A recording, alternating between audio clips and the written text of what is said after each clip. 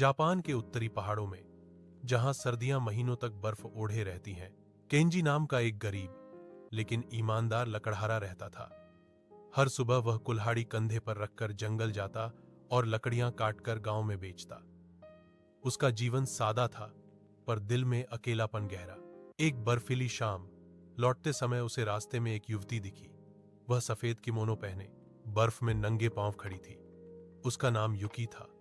उसकी आंखों में अजीब सी चमक और गहरी उदासी थी। केंजी उसे अपने छोटे से घर ले आया। दिन बीतने लगे।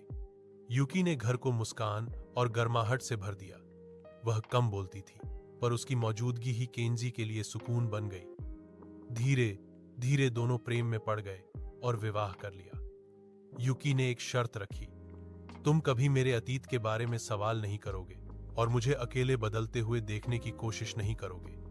प्रेम में डूबा केंजी मान गया। सब कुछ ठीक था, लेकिन हर पूर्णिमा की रात युकी अकेले बाहर चली जाती। एक रात बर्फीला तूफान आया।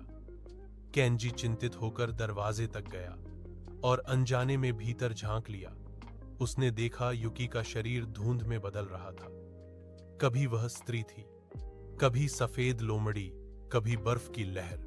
युकी ने सच बताया, वह पहाड़ों की एक इच्छाधारी आत्मा थी जो इंसानी प्रेम में बंध गई थी। नियम के अनुसार उसका रहस्य खुलते ही उसे इस संसार को छोड़ना था।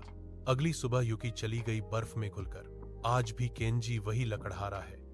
हर सर्दी में जब बर्फ गिरती है, वह मुस्कुराता है, क्योंकि उसे लगता है उसकी पत्नी अब भी हवा, बर्फ और पहाड़ों में उसके साथ रहती है।